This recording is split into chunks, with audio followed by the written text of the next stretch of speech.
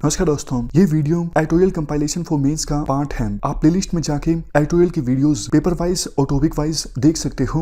और अगर आप दिसंबर 2019 के बाद की वीडियोस को देखना चाहते हो तो वीडियो के नीचे मौजूद ज्वाइन बटन की सहायता से आप मेंबरशिप को ज्वाइन कर सकते हो। चलिए डिस्कशन स्टार्ट करते हैं। आप जीएस पेपर 3 के इस टॉपिक से आर्टिकल को रिलेट कर सकते हो। क्या कंटेस्ट है?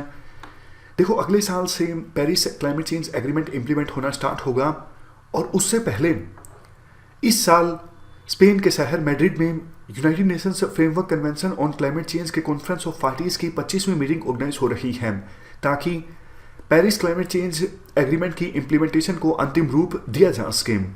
मैड्रिड में होने वाली कॉन्फ्रेंस ऑफ पार्टीज की 25वीं मीटिंग से पहले आईपीसीसी यानी इंटर गवर्नमेंटल पैनल और क्लाइमेट चेंज ने 2 इंपॉर्टेंट रिपोर्ट्स पब्लिश की, जिसमें कहा गया अगर अर्थ का एवरेज टेम्परेचर बढ़ता है तो लैंड, ओशन, क्रायोस्फीयर इन सब पर क्या असर होगा।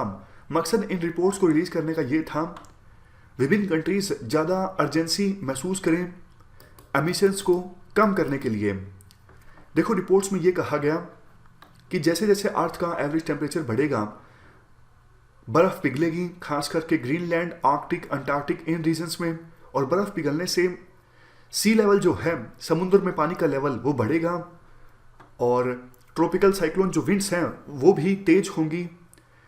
एक्सट्रीम इवेंट्स देखने को मिलेगी, कहीं पर बारिश का अभाव, कहीं पर बहुत तेज बारिश। तो इन सब का इफेक्ट देखो ये होगा कि बहुत से लोग मारे जाएंगे, बहुत से लोग डिस्प्लेस होंगे, खास करके वो लोग जो कोस्टल एरियाज में रहते हैं।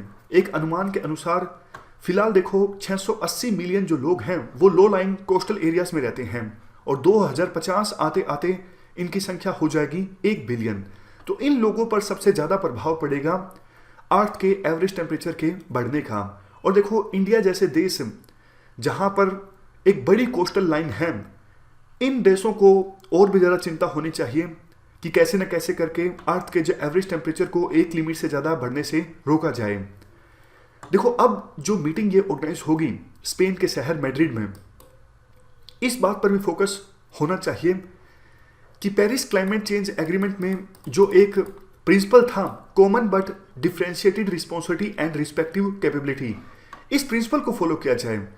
इस प्रिंसिपल को कैसे फॉलो किया जा सकता है? इस प्रिंसिपल को देखो ऐसे फॉलो किया जा सकता है, अगर डेवलप कंट्रीज जिनके पास पैसा है, जिनके पास टेक्नोलॉजी है, वो डेवलपिंग कंट्रीज की मदद करें ताकि डेवलपिंग कंट्रीज टेक्नोलॉजी को हासिल करके, पैसों को हासिल करके उसे इन्वेस्ट कर सकें ग्रीन एनर्जी में और एमिशंस कम से कम हो।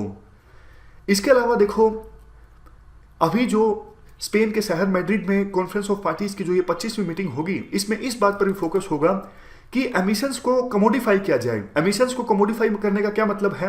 इसका मतलब देखो ये है कि ऐसा कुछ सिस्टम होना चाहिए कि सभी देशों के पास एक लिमिट हो कि आप इतना कार्बन एमिशन कर सकते हो, और उसके बाद अगर कोई देश कार्बन एमिशन करना चाहता है तो उसे कार्बन क्रेडिट्स को परचेज करना होगा। जैसे मैं आपको एग्जांपल देता हूं, यूएसए के पास या फिर यूरोप के किसी कंट्री के पास लिमिट है कि आप 10 टन कार्बन को एमिट कर सकते हो, और 10 टन से ज्यादा अगर आपको कार्बन एमिट करना है तो आपको कार्बन क्रेडिट खरीदने होंगे दूसरे देशों से। दूसरा देश देखो कोई भी हो सकता है, फॉर एग्जाम्पल कोई डेवलपिंग कंट्री है, इंडिया है।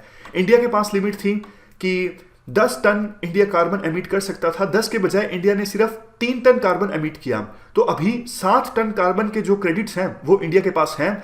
जबकि यूरोप के किसी देश ने 13 टन कार्बन एमिट कर दिया है अपने कोटे से 3 टन ज्यादा, तो वो इंडिया से 3 टन कार्बन एमिशन के क्रेडिट्स परचेज कर सकता है क्योंकि इंडिया ने 3 टन कम कार्बन एमिट किया है। तो इस प्रकार से अगर देखो एक प्रॉपर कार्बन मार्केट बन जाती है तो डेवलप कंट्रीज इनडायरेक्टली मदद कर सकते हैं डेवलपिंग कंट्रीज की ग्रीन एनर्जी को अडॉप्ट करने में और कार्बन एमिशंस को कम करने में। और देखो ये एक आसान तरीका भी होगा, लेकिन चिंता की बात यह है पेरिस क्लाइमेट चेंज एग्रीमेंट में जो कुछ डिसाइड हुआ है और उसको सभी देश फॉलो भी करेंगे, तब भी देखो कोई जरूरी नहीं कि अर्थ का जो एवरेज टेम्परेचर है 2100 आते आते 1.5 डिग्री सेल्सियस से ज़्यादा ना बढ़े या फिर 2 डिग्री सेल्सियस से ज़्यादा ना बढ़े। मतलब बात का ये है कि पेरिस क्लाइमेट चेंज एग्रीमेंट में जो वादे विभिन्न देशों के द्वारा किए गए हैं कि हम इतना एमिशंस कम करेंगे और ज्यादा एम्बिशियस टारगेट्स अपनाने होंगे विभिन्न देशों को, ताकि ये इंश्योर किया जा सके अर्थ का एवरेज टेम्परेचर ज्यादा ना बढ़े और अर्थ के एवरेज टेम्परेचर के बढ़ने के कारण जो एक्सट्रीम वेदर फेनोमेनन देखने को मिल सकते हैं वो देखने को ना मिले। इस डिस्कशन में फिलहाल इतना ही है। Thank you very much for discussion.